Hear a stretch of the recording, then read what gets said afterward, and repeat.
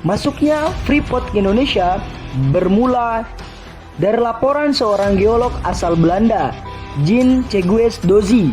Dalam laporan Dozy menulis terdapat gunung tembaga di Papua dan laporannya dilirik oleh geolog Freeport. Freeport kemudian mengirimkan geolognya ke Papua untuk mengecek gunung tersebut. Freeport kemudian mencoba mendekati Presiden Soekarno agar bisa membuka tambang ekspor, namun ditolak oleh Presiden Republik Indonesia pertama itu. Penolakan keras ini karena Presiden Republik Indonesia yang pertama yaitu Soekarno sangat anti keras dengan konsep kapitalisme barat. Kemudian tahun 67 Soekarno digantikan oleh Presiden Soeharto. Di sini Freeport mulai bergerak lagi dan pintu investasi dibuka lebar-lebar oleh presiden yang dikenal dengan julukannya Bapak Pembangunan itu.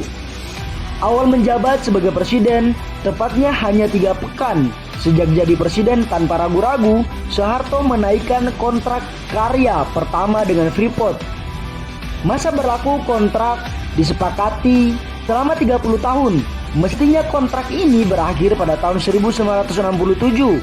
Tetapi setelah tambang ekspor Freeport menemukan Casford yang ternyata berpotensi menjadi tambang emas terbesar di dunia, Freeport McMoran kemudian kembali mendekati Presiden Soeharto dan meminta agar disepakati kontrak karya kedua antara Republik Indonesia dan juga Freeport. Di sini pemerintah terkecoh. Semestinya ditunggu sampai 1997. Tapi Freeport melobi agar diberi kontrak baru pada tahun 1991. Kontrak pun kembali diteken. Dalam kontrak kedua ini sebenarnya sudah dimasukkan ketentuan investasi, yakni Freeport secara berlahan lepas sahamnya ke pemerintahan Indonesia hingga akhirnya mencapai 50,1% dan berakhir pada tahun 2011. Tapi ada ketentuan yang menjebak dalam kesepakatan tersebut, yang dimana disebut jika ada peraturan perundangan baru yang mengatur berbeda, maka yang diakui adalah aturan yang berlaku di Indonesia saat itu. Kemudian pada tahun 1994, bilalah Presiden Soeharto menerbitkan PP nomor 20 tahun 1994 yang menyatakan perusahaan asing bisa memiliki saham hingga 100%. Di sini ketentuan divestasi langsung gugur.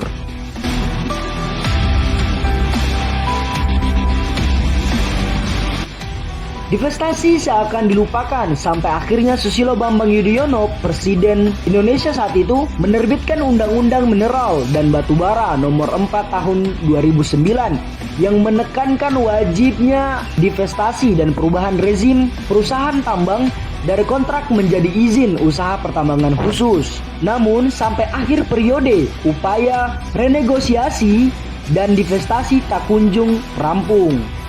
Masuk tahun 2014, upaya divestasi kembali dikalahkan oleh Presiden Joko Widodo selama 3,5 tahun.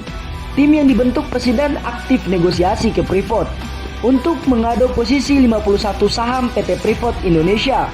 Akhirnya perjuangan separuh abad ini mulai berbuah manis hari ini. Indonesia menaikkan Head of Agreement dengan Freeport. Perjanjian awal untuk menguasai kendali Freeport ke pangkuan Indonesia menjadi kenyataan. Dan kini Indonesia memiliki saham 51% dari PT Freeport.